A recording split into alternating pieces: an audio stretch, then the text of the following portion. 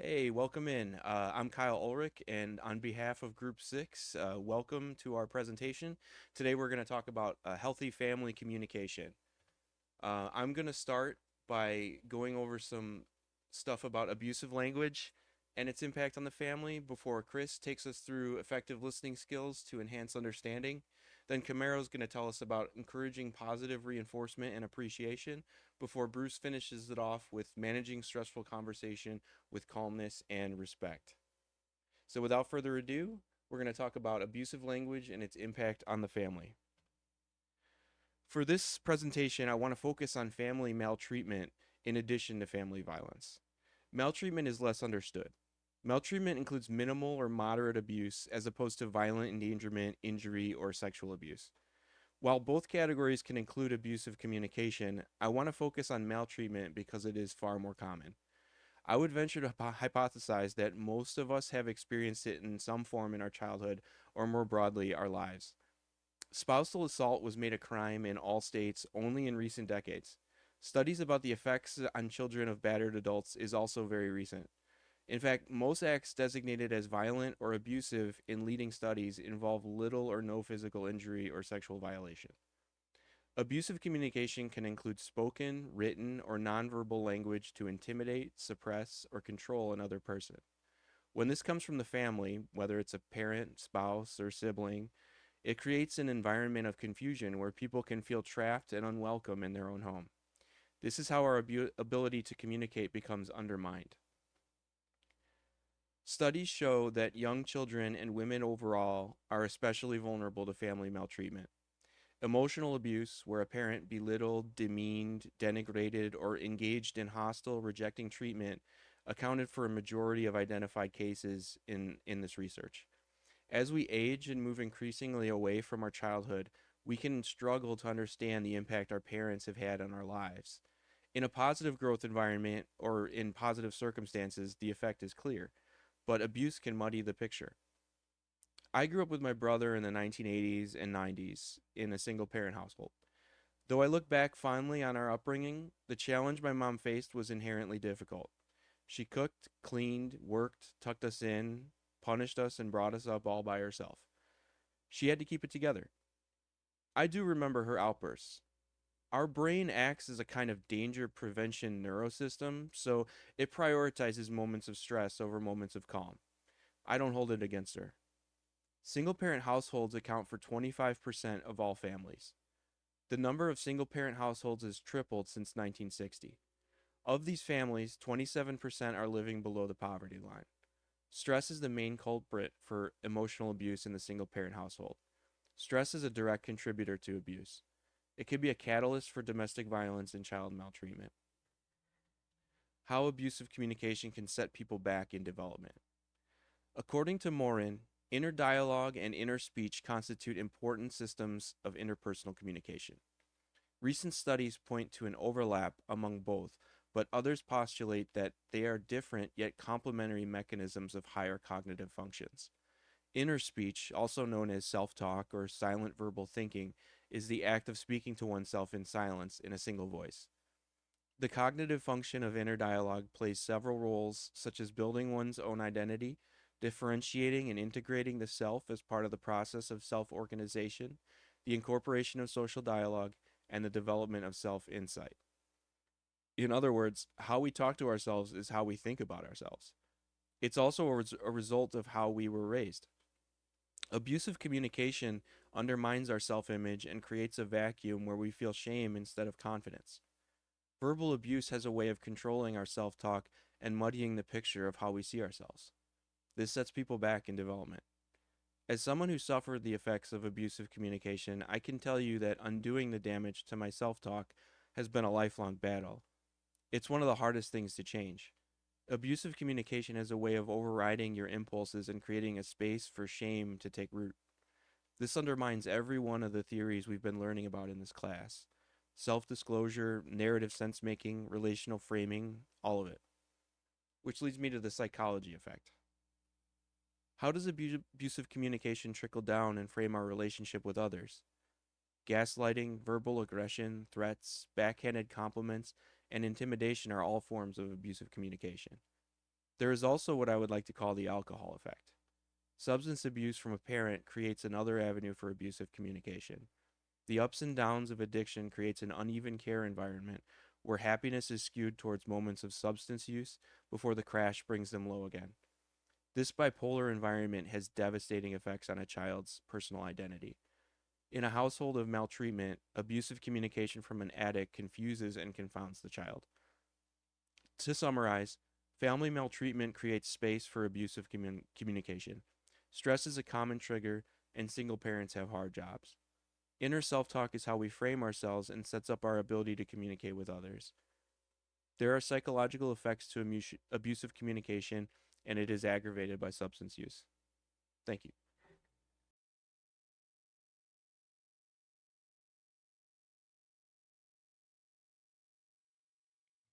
All right, so my part is focusing on effective listening and how it improves understanding in family communication. Effective listening isn't just hearing someone talk, it's about being fully present and trying to understand what they're saying before responding. In many families, a lot of issues come from people feeling ignored.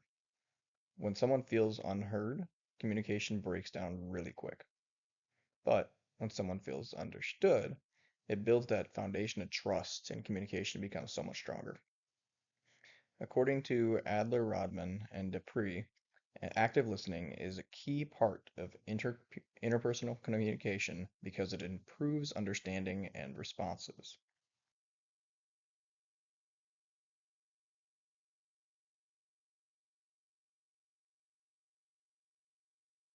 So now let's talk about why listening matters.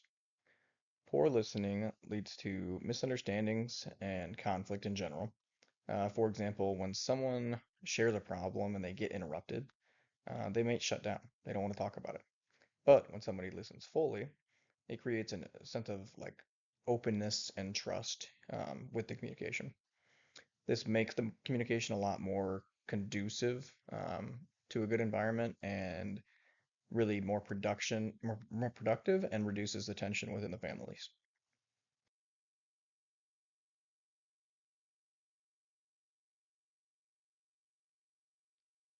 Some things that not a whole lot of people pay attention to that are very simple skills that really make a big difference are going to be eye contact, nonverbal cues, asking questions, paraphrasing what the person is speaking about, and avoiding the interruptions. The eye contact and body language definitely show the engagement. If you're not making eye contact with somebody when you're talking to them, and you look like you're better needed elsewhere, your mind is elsewhere, they're not going to keep talking most likely. Asking questions means that you're really clarifying what they're talking about. You want to clarify that meaning and engage further with the person. When you paraphrase what someone's saying, you kind of get they get that sense that you understand, that you care what they're talking about. So when reading about that, I was definitely felt that personal connection there. I was like, yeah, when somebody really repeats back to me what I'm saying to them, it really makes me feel like they understand what I'm saying. Research by Floyd Bodie and Uyghur shows that these skills improve relationships and reduce conflict.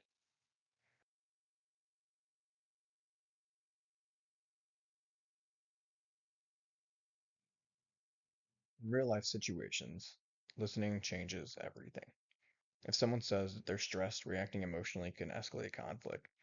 When I coach, or even as a manager, like if I'm not willing to listen to what my employee or what my kid's saying when they're going through a conflict, there's no point in them even telling me. But saying something like, "It sounds like you're overwhelmed," definitely helps de-escalate the situation.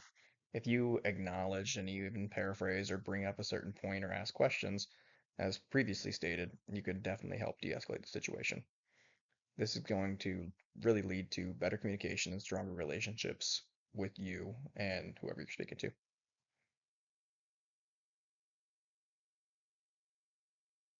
In the previous section on effective listening skills, the main idea was that active listening helps people feel heard and understood, which improves empathy and connection.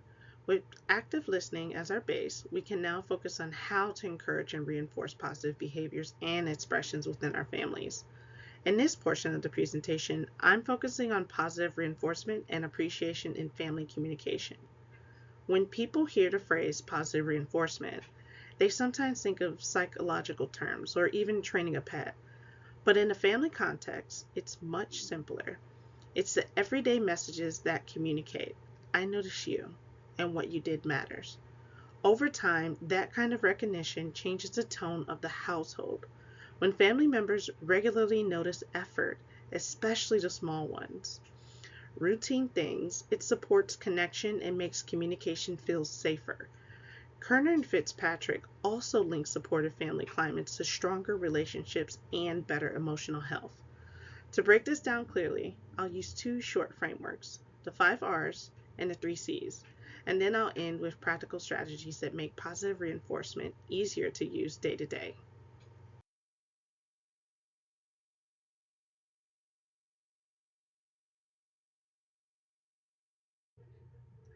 Let's talk about the 5 R's.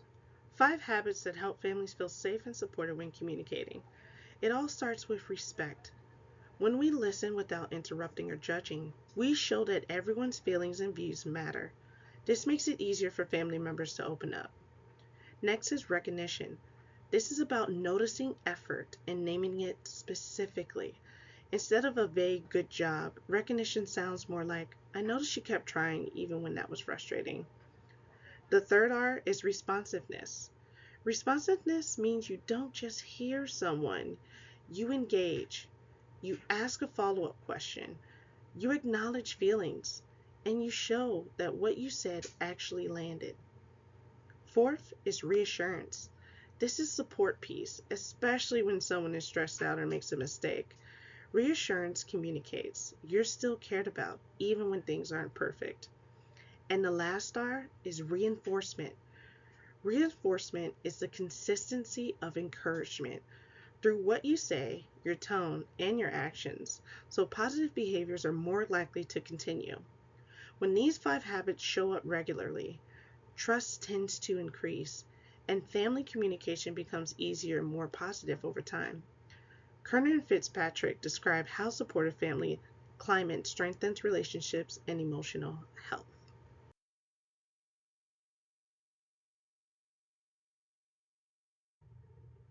The second framework is the 3 C's, which focus on how a message comes across, even when the words are technically right. Delivery can change how the message lands. The first C is clarity. Clarity means being direct and specific without turning the message into an attack. For example, I feel ignored when I'm talking and you're on your phone is clearer and usually more productive than you never listen. The second C is consistency. Consistency means communication patterns are steady and predictable.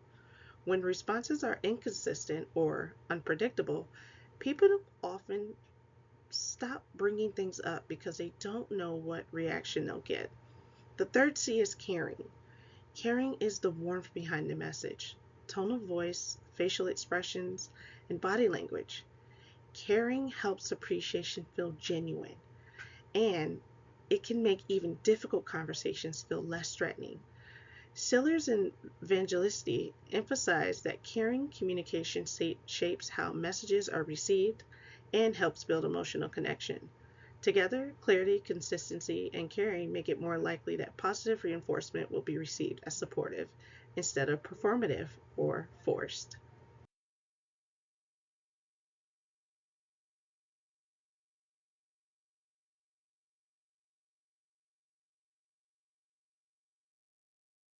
Strategy shifts can make positive reinforcement feel natural instead of awkward. One helpful tool is using I statements. I statements let you express appreciation or a need without blaming. For example, I really appreciate when you check in, rather than you never check in. Another strategy is active listening. Active listening includes reflecting back what you heard and validating the other person's experience. A simple version sounds like, that sounds stressful. Do you want advice? Or do you just want me to listen? It also helps to give specific compliments. Specific feedback tends to feel more believable and more meaningful than general praise because it shows you were paying attention. In addition, make sure your nonverbal communication matches your words. Eye contact, a calm tone, and open posture can reinforce that your message is supportive. Finally, positive family communication also involves privacy boundaries. Families build trust when they respect what someone wants to keep private while still inviting appropriate openness. Petrino and Durham explain that this balance is part of healthy boundary management in relationships. Overall, the goal is not perfection, it's consistency. Small positive behaviors repeated over time create a strong communication climate.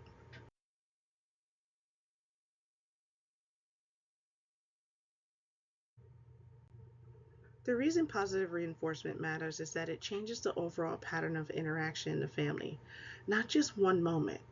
First, it strengthens rational bonds and emotional closeness because people feel noticed rather than taken for granted. When appreciation is a part of the routine, family members tend to feel more connected.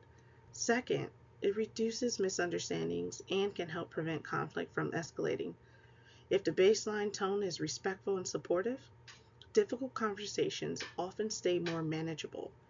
Third, it suggests resilience over time. Families usually face stress, school, work, health, finances, but Affey and McManus and Stubert suggest families recover more effectively when they have an ongoing foundation of positive interaction and support. So, overall, positive reinforcement is not extra, it's part of what helps family relationships hold up and stay healthy.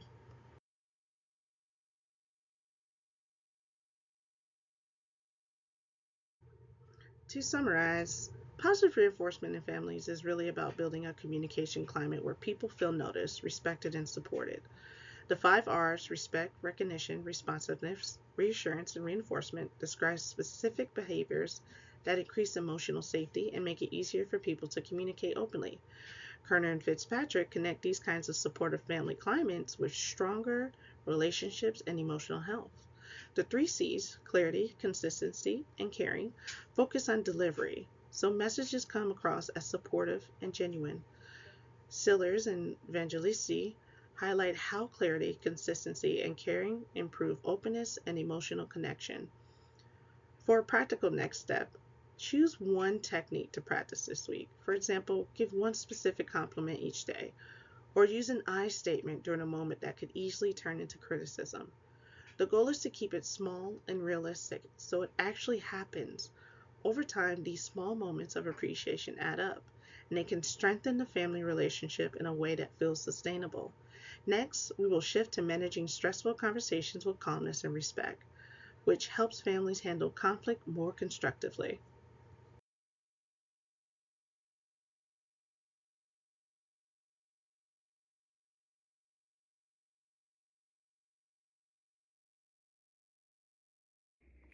Hello, and today I will be discussing how to manage stressful conversations with calmness and with respect. Stressful conversations are something that are part of our everyday normal life. It's something that we all experience even within our friendships, our family relationships, and in school, work settings, group settings, anything of that manner. And how we handle these situations can either truly improve our relationships or just make the conflict worse. And in this presentation, I will first explain what stress even looks like within communication, and then connect it to key concepts that we've learned, and just even discuss like strategies and real life applications that we can apply today for how to stay calm within those moments and just communicate respectfully.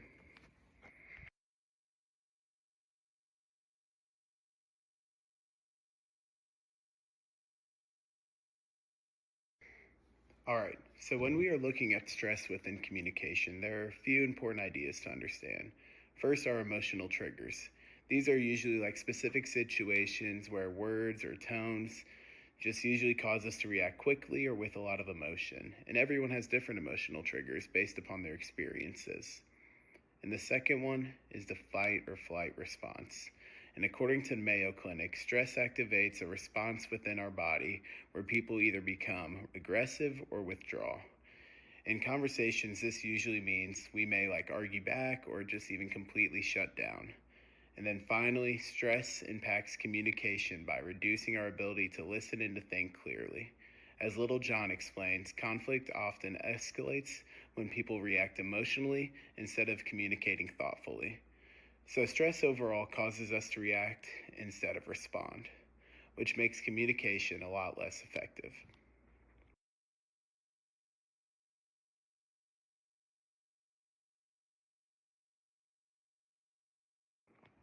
And here are some important concepts from our course material. First being the I-it versus the I-thou relationships. I-it means treating someone like an object or a problem to even solve, where I-thou means treating them as a real person that has feelings and value. This shift in perspective encourages respect and better communication, as Little John said. Second is active listening and empathy. Active listening means fully focusing on the speaker and trying to understand their message. Carl Rogers explains that listening is truly about understanding the other person and the other person's perspective, not just waiting around to respond. Research also shows that active listening improves understanding and reduces conflict from Uyghur. Lastly, moving toward value means seeing conflict as an opportunity for growth instead of trying to win. The goal shifts and becomes improving the relationship and learning from the situation.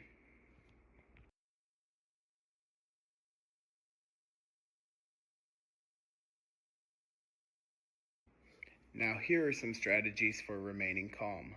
First is deep breathing and pausing. According to Harvard Health, relaxation techniques can reduce the stress response and help people regain control of their emotions. Pausing allows time to think before reacting. Second is managing tone and body language. Nonverbal communication plays a major role in how messages are truly received. Even if your words are calm, a negative tone or posture can escalate the situation. Finally, just avoiding immediate reactions. That is important. Responding too quickly often leads to emotional responses rather than thoughtful ones. Taking a moment helps prevent the situation from getting worse, like if situations are high or intense, that if you were to just take a moment and take a breath and relax, that could really help the situation from getting a lot worse. And these strategies help shift communication from reactive to controlled and intentional, which is what we desire.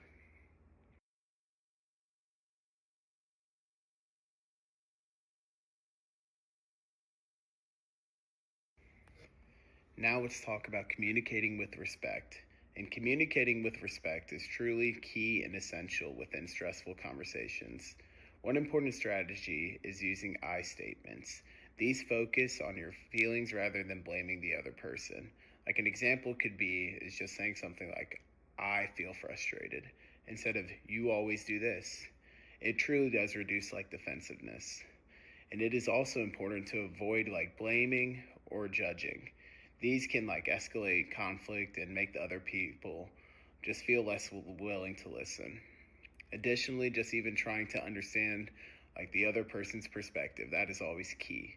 As Bodhi explains, listening is central to effective communication, helps build mutual understanding. I would say overall, respectful communication creates a more open and even productive conversation to occur.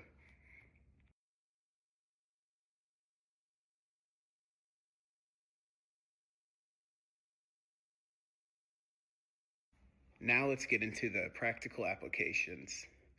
These communication skills can be applied within many real life situations, like within our friendships and our family relationships. And calm and respectful communications truly do help build and maintain strong emotional connections with them.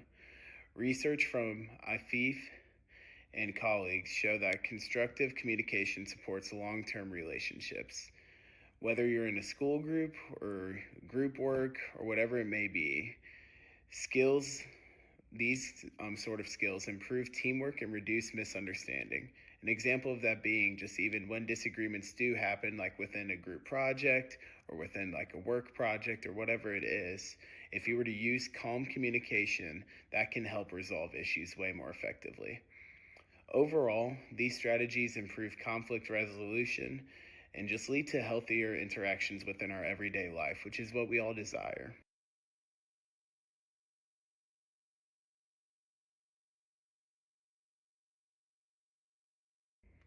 And as we get into barriers and solutions, Even with all these strategies, there are still barriers to effective communication. And I would say one major barrier is emotional defensiveness, which is when people feel attacked, they may shut down or react aggressively. And another barrier is miscommunication and assumptions. People tend to misunderstand each other based upon their own interpretations of things. As Seilers and Vangelesti explain, communication problems often come from how messages are interpreted, not just what is said. To overcome these challenges, individuals need patience and self-awareness. This means by recognizing your own emotions and still responding thoughtfully instead of reacting. By doing this, communication becomes much more clearer and much more effective.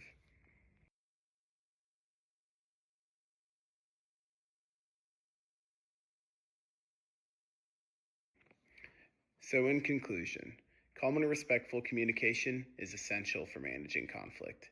Stress can make communication difficult, but understanding how it affects us allows us to respond much more effectively. By using strategies like active listening, empathy, and controlled responses, we truly can improve our communication and strengthen our relationships. So the main takeaway is that staying calm and communicating respectfully can make a significant difference in both the outcome of conversations and the quality of our relationships.